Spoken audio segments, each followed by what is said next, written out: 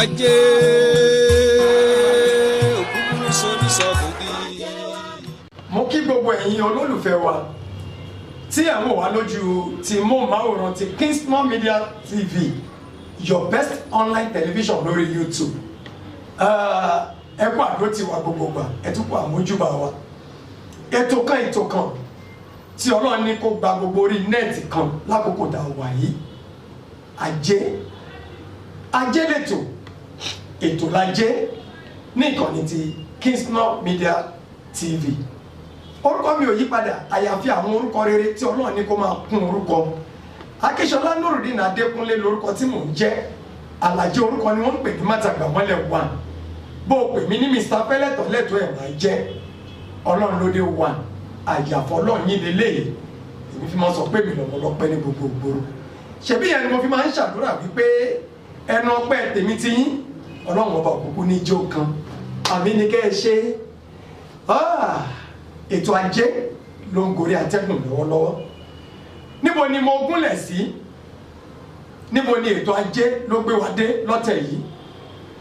Ó gbé mi lọ sí ọ̀dọ̀ ọ̀dọ́mọdékùnrin kan tí ó ń ṣe ayàwòrán ní iṣẹ́ tó fi ń jẹun. Mo débẹ̀, òkìkí kan bá mi, mo wò pé tó Gani ya fi jí ìròyìn kò tó àmójúbà. Ìgbà tí mo délé iṣẹ́ yìí, mo rí arákùnrin náà, ọ̀dọ́ ni, tó ní iléeṣẹ́ excellent photography eléyìí tó wà ní Asunlẹ̀ street, Sabo roundabout, ìyẹn ní ìlú Ọ̀jọ́ ní Ìbàdàn, ìpínlẹ̀ Ọ̀yọ́ lórílẹ̀‐èdè ti Nàìjíríà. Ẹ ti mọ̀ bí a ṣe máa ń ṣe program ajé, bá a ṣe máa ń fún yín náà la máa fún yín. Àlejò mi ó wà lórí ètò, tó bá tó àkókò ẹ máa rojú wọn. Ṣùgbọ́n kó tó di wípé màá fi ojú àlejò mi hàn, ẹ jẹ́ kí n lọ sí ojú ọjà, kí n dé kí á gbọ́ kó wọ́n bà kí á gọ̀, kí n polówó àwọn nǹkan tí a ní. Tí mo bá wá padà dé, ká wá bọ́ síbi àdúrà ajé.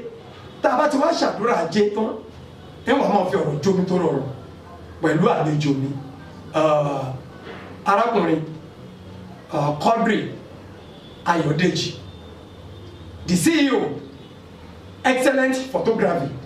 Mo ń bọ̀, mi ò tí ì dé, ẹ jẹ́ ká lọ sójú ọjà ká bọ̀.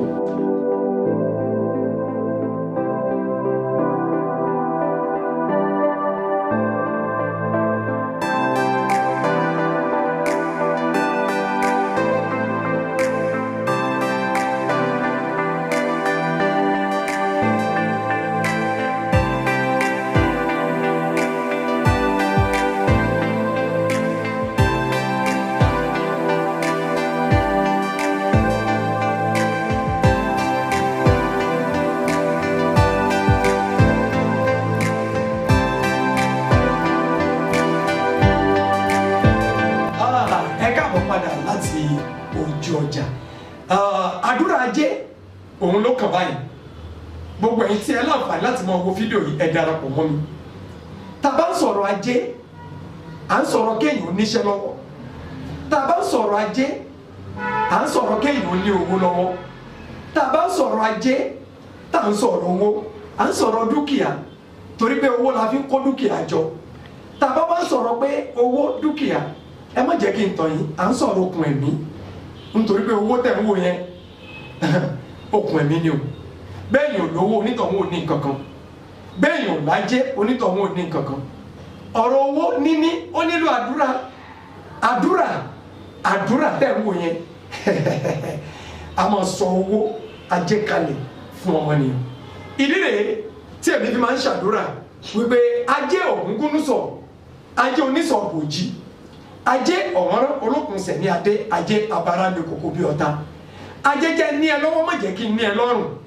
Ajé Ògúngúnnísọ̀, onísọ̀bòjì ajé ọ̀wọ́nrán olókun sẹ̀ní adé ajé abara lè kókó bí ọ̀tá ajé jẹ́ kí n ní ẹ lápò má jẹ́ kí n ní ẹ lọ́rùn ajé o ògúnkúnnúsọ̀ onísọ̀bòjì ajé ọ̀wọ́nrán olókun sẹ̀ní adé ajé abara lè kókó bí ọ̀tá ajé jẹ́ kẹ́mi ò ní ẹ ní bank account má jẹ́ kí n ní ẹ lọ́rùn àti gbogbo àwọn olólùfẹ́ mi pátápátá Olúwa aṣẹ̀dá adẹ́dá amẹ̀dá jẹ́ á ní ajé lọ́wọ́ má jẹ́ ká ní ajé lọ́rùn kárí ajé ṣe burújí kárí ajé ṣe rere ajé la pè é ajé tí máa ń dé sọ́dọ̀ àbúrò táàbúrò sì dẹ̀gbọ́n ajé la pè é ajé tí kì í sí lọ́dọ̀ ẹ̀gbọ́n tẹ́gbọ́n sì di àbúrò ajé la pè é ajé tí máa ń sọ bàbá dọmọ ajé la pè é ajé tí ó sọ ọmọ yìí bàbá ajé tí kì í jẹ́ ká lè pé classmate ẹni ló kọ́ mọ́ adi chairman mi di presido babo ọmọ méjì fẹ́ nìkan ajé lójú kò sọ́dọ̀ ẹ̀ tẹ́ ẹ bá rẹ́ni tó takú tó lẹ́ pààyàn bí lẹ́nu tí ń lágbo mọ́lẹ̀ ẹ̀yẹ̀ wo owó ni ò ní lọ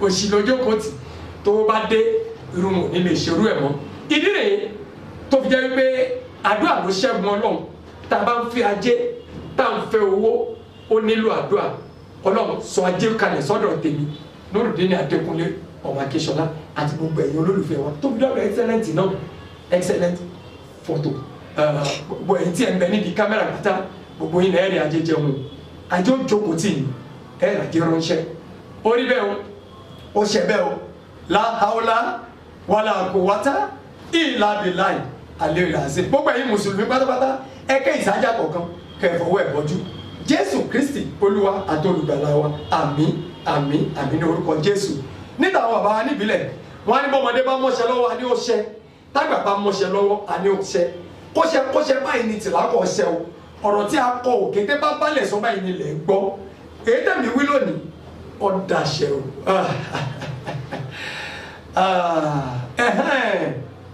ẹ jẹ́ kí n kàn sí àlejò mi excellent ẹ káàbọ̀ sórí ètò wọ́n ní àyèmára fún bí alára ẹ bá ń dárúkọ yín lẹ́kùnrẹ́rẹ́ fún gbogbo àwọn tó ń wò yín.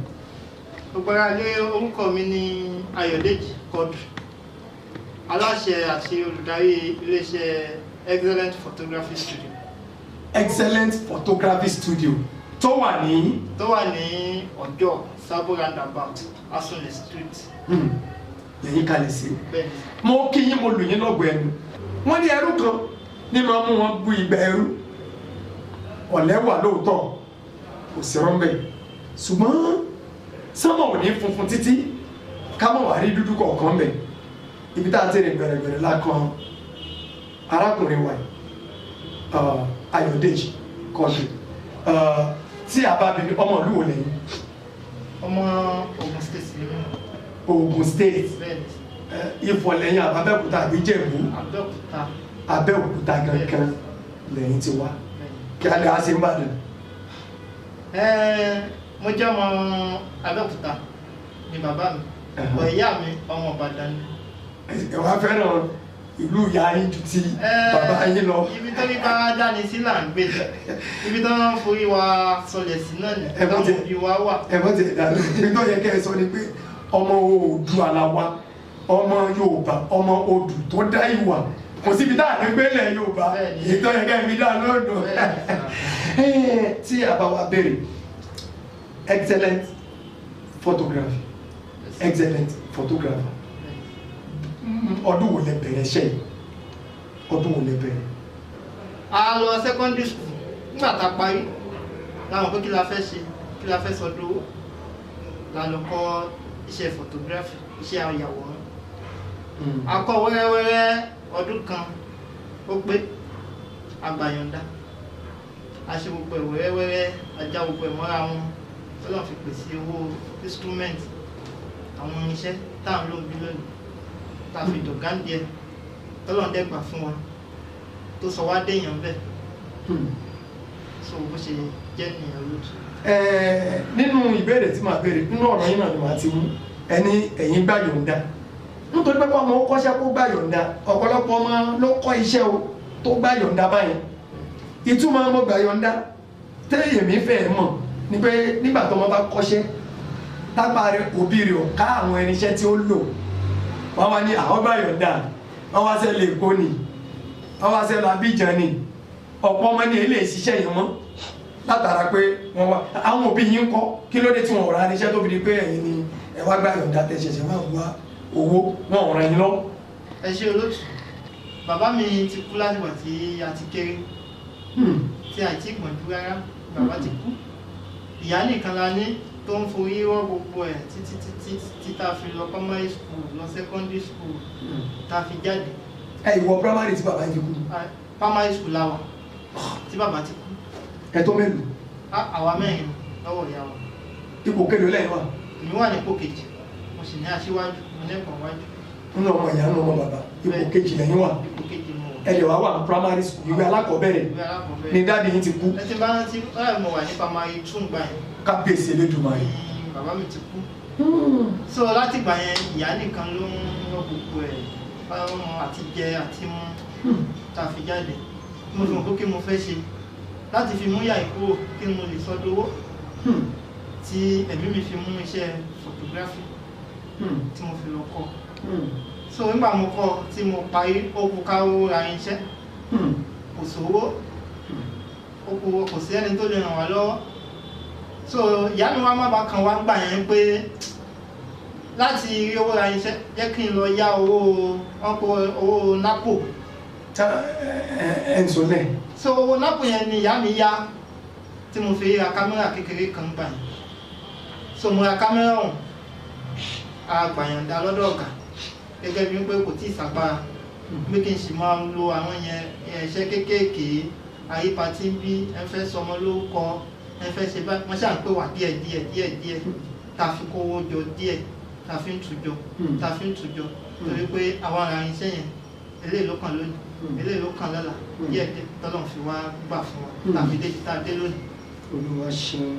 Olúwa ṣeun ẹ̀kúṣẹ́ ọ̀rọ̀ tẹ́ ń sọ yìí ó wọ̀ mí lára gan-an màmá yín ni wọ́n wá ń tọ́jú yín títí tẹ̀fi wá dà báyìí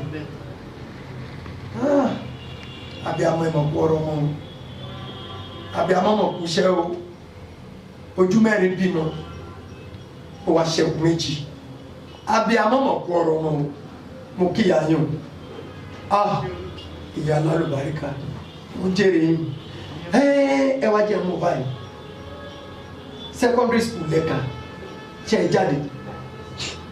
mo jáde. ẹ jáde. mo jáde secondary school. ní ìsìn tí gbogbo ẹ ti á di tọ́nà ti ṣàánú níwọ̀nba tọ́nà àti ìlé pé studio yín ti ju tẹgbẹ́ lọ àti tẹ̀síwájú ń bi ìwé yín ṣe ẹni lọ́kàn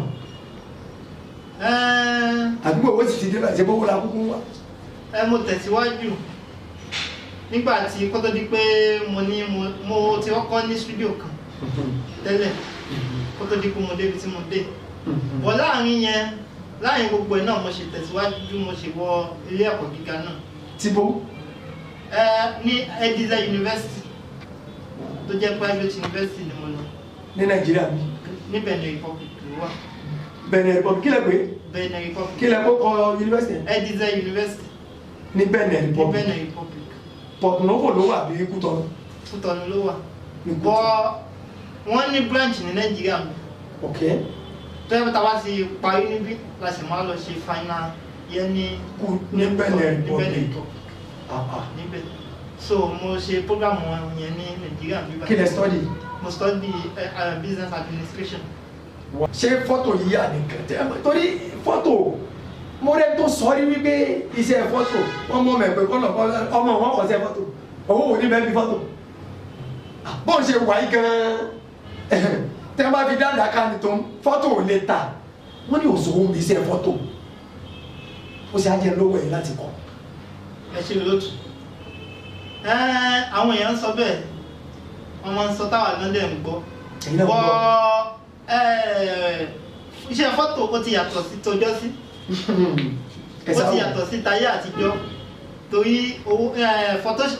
iṣẹ́ fọ́tò ó ṣẹ̀ wà dùn báyìí ó ti dùn báyìí ó ti náwó ó ti nẹ́bìtì nú Yorùbá máa ń sọ kan wọ́n ní ayé analog ìyẹn ti lọ kọjá ó ti kọjá ayé digital la wà digital gangan ló wá jẹ́ kí gbogbo ẹ̀ nù tábà gbogbo social media ń sìn ṣàlẹ̀ ní rí picture ìgbóná tí ń yà ta ló ń yà photographer ayàwòrán ló ń yà so ṣàṣà ni wọ́n fẹ́ ṣe nǹkan kan tí wọ́n ní tán ní the photographer bókù gan kú wọ́n pè photographer bí ẹ ṣe lé wọ́n ṣe photographer birthday ọjọ́ bí kẹtùwà wọn tí ó tún wà wọn ta báyìí tá à ń pè ní photoshoot wọ́n ya ẹlòmíì olóyún gan ti ya fọ́tò láyé ìsìn tán ayé ìjọ ni olóyún ìya fọ́tò olóyún ti ya fọ́tò wọ́n ṣe baby shower bẹ́ẹ̀ ni so wọ́n ṣe photoshoot ní pé abẹ́ fi ṣe ọjọ́ ọ̀bí ẹbí mọ́ ń sìn àti ọmọ oṣù mẹ́ta ń sìn wọ́n ti ya fọ́tò fọmọ ọmọ òjọ́ gan so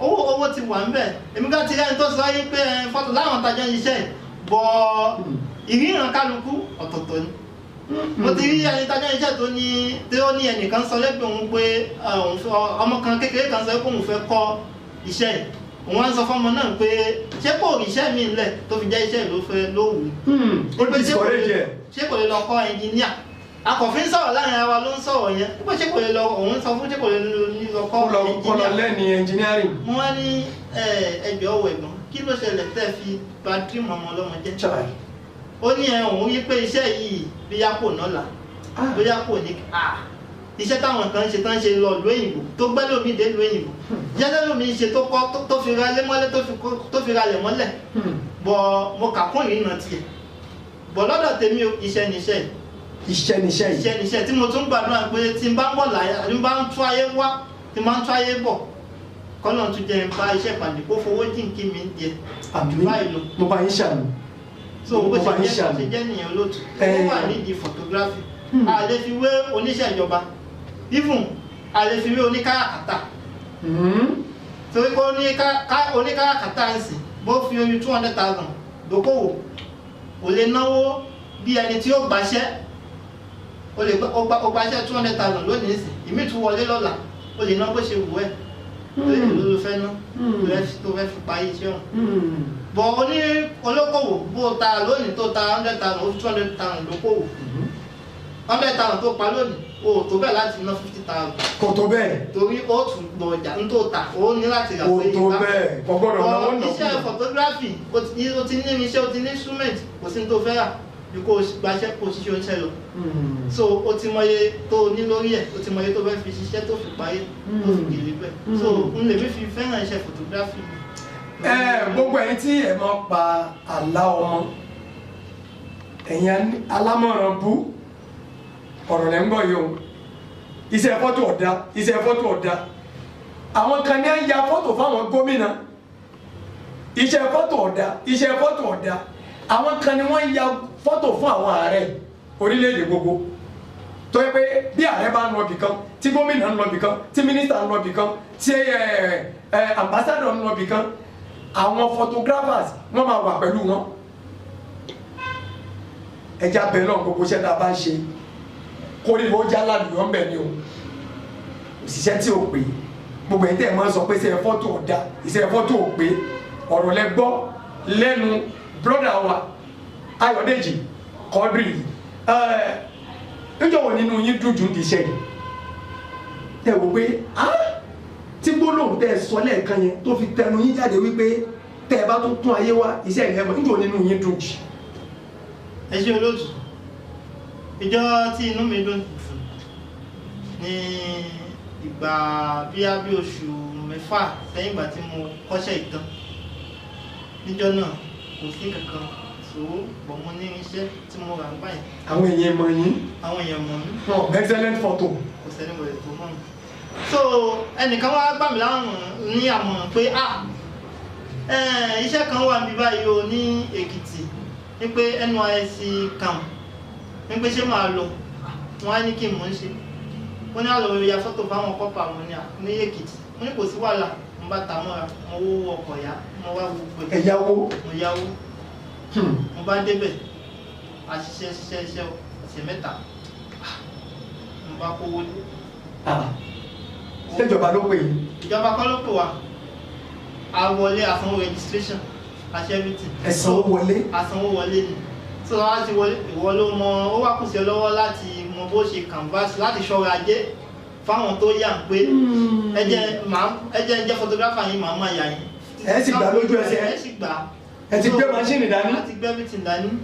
so káàpù parí àṣàwò jọ mo rówó mo ní èmi náà nídìí iṣẹ́ yìí mi ì pa owó bá wọn di iṣẹ́ yìí mo ní èmi náà tẹ̀yìn tayò ẹ̀tọ́ yàwó mọ́tò kò ní kábíyèsí lẹ́jọ́ náà mo tún kùn yá mi lọ́wọ́ pé owó ẹgbà ẹ fún yà yín o mo kó lé yà mi lọ́wọ́ owó ẹgbà mo fún yín bó nínú yà yín ṣe dùn tó inú wọn dùn wọn ṣàdúrà kábíyèsí ṣé mo pé àkọ́pá owó mi nìyẹn níyà tó jìyà tó ṣọ́ọ̀bù tó ṣe everything tá a fi tó yẹn ẹ wá kó lé yà yín lọ owó yìí owó iṣẹ́ tí mo lọ ṣe ẹgbà mo kó fún yín kábíyèsí lẹ́dùn rẹ̀ so ìjọ yẹn nínú mi dùn jù torí owó mi ì pa owó báyẹn nídìí iṣẹ́ ìgbà yẹn òun ni àkọ́pá owó mi tó dẹ̀ tó yẹn tí mi expect pé mo lè bá pàdé lọ́jọ́ náà. ṣé gbogbo ẹ̀ lákọ́lé mọ̀ yín lọ gbogbo ẹ̀ kọ́lé wọn lọ́wọ́ ẹ sọ tó tọ́ o gbogbo iye tí mo kọ́lé ọmọ kọ́lé wọn lọ́wọ́. pé mọ́ mi ẹgbẹ́ o jìyà o owó àkọ́kọ́ pa abẹ́rẹ́ o ìwọ ló ní máa ń ná o abájọ tá àlùbáríkà yìí fi ń pọ̀ sí yóò sì máa pọ̀ sí ni excellent méjì la dá yà yín ṣàtìríjọ́ tẹ́ ẹ wá wò pé iṣẹ́ ìfẹ́ sùn mí kí ló dé kí mo wá dédé sí ọjọ́ wọn. a lè sọ pé wà kí ló sì tó bá wà. kò sí ohun tó dùn tí òkè ní kò díẹ̀. ìjọ tí mo lè sọ pé wà ní gẹ́gẹ́ bí mo ṣe ní ẹnìkan fi iṣẹ́ lọ́mì pé iṣẹ́ wà nígbà tí mo sì lọ tí mo mú wọlé gẹ́gẹ́ náà sùn náà ti fi lọ mí pé iṣẹ́ wà nígbà lẹ́nu ní Port Harcourt. Port Harcourt láti Ìbàdàn. láti Ìbàdàn àmọ́ àtàmọ́ra àdán. bíi tíjọ́ òní. bíi tíjọ́ òní a rò pé bẹ́ẹ̀ ni ó sì mọ yín lọ. òde ọbàdún. òde ọbàdún. làwọn dán ibùn àti owó ọkọ̀ àwọn ìpàdé pé ẹjọ́ ibi tí mo wà yìí mo ti há o. mo ti há kò sí ẹ̀kan o. aṣáàdùpẹ́ lọ́wọ́ Ọlọ́run ṣáà wọ́n ní tọmọ lórí tó bá kú díẹ̀ tọmọ lórí ó dín sí kòtò. mọ̀nàmọ́ná tẹ̀lé mọ́lẹ̀ fún. so Ọlọ́run ṣáà ṣòwò kò bó ṣe bá yẹn kan mú délé. aṣọ òpè àdélé ìjà wọn pé èyí ìfẹ́ lè jò ṣé bí olóyè bí ṣe mọ bá lọ lélẹ̀ ṣé bí mi tún níwájú mi yà sí báyìí bọ̀ pẹ̀lú ìyọ̀fọ́ Ọlọ́run a tún tẹ̀síwájú. ẹ̀jọ̀ rẹ̀ yín. àjòsú wa a ti mọ̀ pé bí adùn bá àbí wọn ṣe.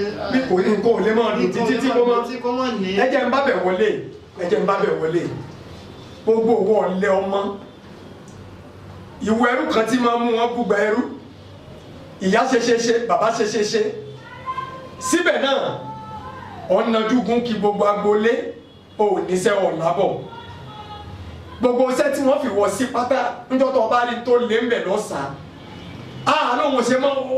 lóun ò ṣe mọ́ òun ọ̀tá o ẹ̀mí ọ̀lẹ ló ń bá yín jà o tó ọ̀bá mọ̀ ètò ajé yìí ìmọ̀ jẹ́ kẹ́ni tó bá jẹ́ ọ̀lẹ kó mọ̀ pé ọ̀lẹ lòun ètò ajé yìí ìmọ̀ jẹ́ kí ẹni tó yẹ alágbára mọ́ mẹ́rò ìmọ̀ jẹ́ kó mọ̀ pé alágbára mọ́ mẹ́rò lòun bàbá ọ̀lẹ ètò ajé yìí máa jẹ́ kí gbogbo ẹni tó bá níláárí nídìí iṣẹ́ ajé tó yàn láàyò kọ́ máa mọ̀ wípé àwọn nǹkan kan bẹ tó ẹgbẹ́ tẹ̀dá bá tọwọ́ bọ̀ yóò sì jábọ́ níbi tó ga dé ètò ajé yìí ló jọ mọ́ mu ètò ajé yìí máa jẹ́ kéèyàn mọ̀ wípé ayé òótọ́ lọ bí òréré ìgbà òótọ́ lọ bí ọ̀pá àtọ́ ṣé ẹ gbọ́rọ̀ lẹ́nu excellent tó lọ sí Èkìtì ńlẹ̀ lẹ́ńbẹ̀ẹ́ tó yáwó mọ́tò kú òun tó mọ́wọ́ bọ̀ ọwọ́ agbéra ó rò pé bí òde àná ṣe rí lòde òní ò rí ọgbà Port Harcourt lọ ẹlẹgbẹ́ kan tọrọ owó mọ́tò padà wá sílé bí ti rí nìyẹn o bí ilé ayé ṣe rí nìyẹn o tá a bá ń ṣiṣẹ́ kan lọ tó bá dàbí ẹni pé ìfúnpinpin bá dé má sábẹ́ irú iṣẹ́ bẹ́ẹ̀ ni ó padà gbé ọ bẹ́sẹ̀ bá dá ni àmọ́ tó ń gùn ni kí eléyìí kó máa jí ọ̀rọ̀ fún gbogbo ọ̀dọ́ tí ò ní kan ṣe tó bá ṣiṣẹ́ lé tó bá ti bàdí ẹ̀ ó gbé jùlẹ̀ tó bá ṣe tó bàdí ẹ̀ ó gbé jùlẹ̀ tó bá ṣe tó bàdí ẹ̀ ó gbé jùlẹ̀ wọ́n ní bébí bá ń pọ̀ lẹ́jọ́ lè ó kú òun fẹ́ bí ṣeré òun fi ọjọ́ ọ̀la rẹ̀ òfin ṣeré èyí ni ó jẹ́ ọ̀rọ̀ àmọ̀ràn fún gbogbo ẹni tí ń gbọ́ wa lórí ètò ajé èyí tá à ń ṣe lọ́wọ́lọ́wọ́ yìí mo kí mo lù yín lọ́gọ̀ ẹnu excellent photo tó wà ní roundabout Sábó ìyẹn ní ìlú Ọ̀jọ́ nìbàdàn wa ń bí báyìí kó tó wá di pé a mú gbogbo ẹ̀ a sọ lẹ́nu excellent ọ̀dọ́ nìyí ìyàwó mélòó lẹ ní ọmọ mélòó lẹ ti bí. ṣé ní ohun tí mo sọ yìí àìsí níyàwó àìsí ìbímọ. ṣé bẹ́ẹ̀ ṣe wà ní kábíyèsí Elédùmarè. kò síyàwó pé ti sọ̀rọ̀ ẹ̀ ń struggle lọ. àti ìjàgbọ́n lọ́wọ́. tó bá wá rí bẹ́ẹ̀ ẹ̀ ní wálẹ̀ ẹ̀ mọ̀ gan ni ẹ̀yin ní ògo ọ̀la ẹ̀yin lẹ́dí ìlú ìmúlọ̀la ẹ̀ ní jábọ̀ ògo ọmọ ilẹ̀ Yorùbá nìyí ògo gbogbo ọmọ Odùduwà èyíkéyìí nínú ọmọ Odùduwà lọ́dọ̀ báyìí tí bá ń ṣe dáadáa bàbá ti kú nígbà tó wà ní kékeré ìyá nìkan àdọ̀dọ̀ ìyá yín jọ kan ṣe promise wà pé màdé rẹ̀ kí wọ́n tà. wọ́n ta food stop. ìní wọ́n tà ajé náà nìyẹn Ògúngúnú sọ á gbé ètò wa dé ọ̀dọ̀ màmá tó bí excellent photo láìpẹ́ yìí mo ṣèlérí fún yín pé ètò ajé dẹ́bàá wò lẹ́yìn ti excellent yóò wá jẹ́ ti màmá tó bí excellent photo òun ni ẹ wò tí wọ́n ń ta food stop àdèbẹ̀ báwo ni wọ́n ṣe ṣe tí obìnrin fi kó ọmọ mẹ́rin láti kékeré tọkọ ẹ̀ kú tó sì wò wọ́n dàgbà tí ọ̀kan nínú àwọn ọmọ tó wá dà báyìí wọ́n lè lọ́mọṣẹ́ wọ́n tó mélòó. mẹ́ta ṣá. wọ́n náà kan ti ṣe freedom lọ lọ́dọ̀ yín. wọ́n pààyàn dání kò tí ì ṣe freedom. wọ́n ṣe kò ní bàjẹ́ báwa náà bá ní ọmọ tó fẹ́ kọ́ iṣẹ́ yìí ṣé wọ́n lè máa bọ̀ lọ́dọ̀ yín. bẹ́ẹ̀ni èyí wà. níṣẹ́jú kan ẹ ṣàlàyé àwọn bí ẹ ṣe máa ń ya fọ́tò yìí fọ́tò ṣùtù ní kíní kan ní kankan ẹ ṣàlàyé. gẹ́gẹ́ bẹ́ẹ̀ ni fún ẹni tó bá fẹ́ ṣe ọjọ́ bí à ń pè ìkan ní pre-wedding pre-birthday ìyẹn ni photo shoot. so wọ́n máa ń yà yẹn lẹ̀ kọ́ ọjọ́ birthday tó dé ni láti post Instagram, Facebook, WhatsApp ìyẹn ni photo shoot. a dẹ̀ ní photo book tá a máa ń ṣe fún oríṣiríṣi ayẹyẹ photo book fún wedding fún birthday fún ayẹyẹ òkú housewarming fún ìṣílé lóríṣiríṣi. olóyè náà kọ́ àwọn tí a máa ń joyè. ó wà fún gbogbo tíyàn bá fẹ́ photo book fún ló wà. a dẹ̀ ní wedding pictures wedding package lóríṣiríṣi wedding with frame with photo book with synthetic photo book video coverage everything. bẹ́ẹ̀ ẹ̀ ń ṣe video coverage. bẹ́ẹ̀ni. ẹ̀ ń ṣe video coverage. ọ̀tàn ṣúgà ti jà. so a dẹ̀ ń ṣe àwọn frame lóríṣiríṣi frame ní side by side 8 by 10 10 12 12 16 20 24 even bẹ́ẹ̀ fẹ́ ìtò ga tó yẹn lóríṣiríṣi. ẹ lè ṣe. bẹ́ẹ̀ni so a dẹ̀ ń ṣe passport a ń ṣe international passport ní ti passport ní ti photograph. so a dẹ̀ ń báyọ̀ ṣe wedding program ìyẹn ní oní graphic design ṣe banner lóríṣiríṣi. invitation card business card a dẹ̀ ń ṣe ID card náà. ID card. bẹ́ẹ̀ni so nọ́mbà wo ni àwọn èèyàn lè pe excellent photo sí ẹ sọ lẹ́nu ẹ̀yin admin ẹ tó bá mi pin ní nọ́mbà excellent ẹ bá mi pin ẹ sórí fídíò yìí kó máa lọ lójú screen nọ́mbà tí wọ́n lè pe excellent sí àwọn èèyàn wa tí wọ́n wà lókè òkun tí ẹ bá ní ìnáwó ṣe ní Nàìjíríà ṣé kí wọ́n pè yín. kán pè wá gbogbo ẹ̀ náà là ń ṣe kò sí ẹni. ẹni tó bá fẹ́ gbé yín láti Nàìjíríà lọ Amẹ́ríkà lọ UK lọ Germany lọ France. n tá n gbàdúrà fún náà nìyẹn kọ́nà gbé wa lórí sókè kó sọ wá dìbẹ̀ náà. ṣé ẹ nígbàgbọ́. mo nígbàgbọ́. ẹni tí ó wo fídíò yìí tí ó gbé yín dé lu ọba ẹ sàmú. àmì o. gbogbo ẹ̀yin tẹ́ ẹ máa ń ṣàánú èèyàn irú àwọn tó yẹ ká ṣàánú fún rẹ̀ ẹ lè mọ̀ wò pé iṣẹ́ ti dúró lọ́wọ́ ẹ̀ bẹ́ẹ̀ ni iṣẹ́ ti dúró ṣùgbọ́n ó sọ̀rọ̀ kan nípa ti ètò ẹ̀kọ́ torí mo rò pé kò tẹ̀síwájú lẹ́yìn secondary school àmọ́ arákùnrin jẹ́ ká mọ̀ pé òun tẹ̀síwájú ó wá kó owó tí òun lọ fi ṣe tí ó san fún wọn nílé ìwé yẹn nílùú Benin Republic tí ó fi ṣe graduation tí ó gba gbogbo certificate àti gbogbo tó yẹ kó gbà gẹ́gẹ́ bí ìwé ẹ̀rí bí a bá rí ẹni kẹ́ni èèyàn kéèyàn tó lè bá mi ṣàánú ọmọkùnrin tí ó fi mọ̀ pé ètò ajé tí mo wá ṣe fóun òun bá àánú Ọlọ́run pàdé ẹ dákun kódà bẹ́ẹ̀ pé mi tẹ́ bá pe nọ́mbà ẹ̀ yóò sọ fún mi ó ti jẹ́ mi lẹ́ pè ẹ máa rí excellent photo láti bá mi ràn lọ́wọ́ kó lọ́ọ́ gba ìwé ẹ̀rí ẹ̀ ní orílẹ̀-èdè Benin Republic èyí yóò máa jẹ́ ìwúrí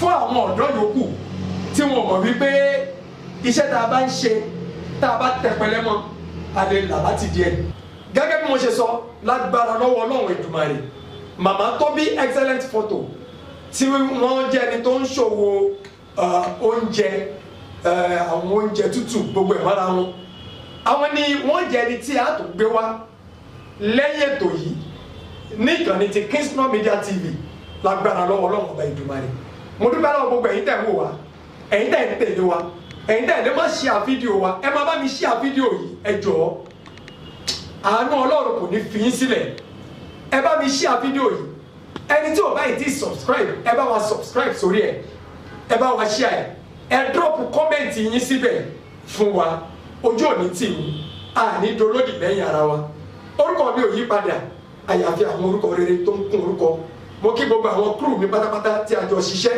ọlọ́ládé Mr Money mo kí ẹ gan Victor orí òní dàrú second cameraman wa ni ẹ excellent photo ẹ kí gbogbo àwọn èèyàn wa kẹ ẹ jùmọ̀ sí wọn. ṣé ẹ ti pe fóònù nọ́mbà yín. mi ti pè. ìgbàgbèsè yín ọ̀yà ẹ pe fóònù nọ́mbà tí wọ́n lè pè é sí. WhatsApp nọ́mbà wa ni 08147183249. nígbà tí èsì ṣe yín ẹ wá farabalẹ̀ máa wí ẹ farabalẹ̀ ọ̀yà. nọ́mbà wa ni 08147183249. WhatsApp nìyẹn. WhatsApp ni. èwo tó ní. second number wa tẹ́lẹ̀ pè wá sí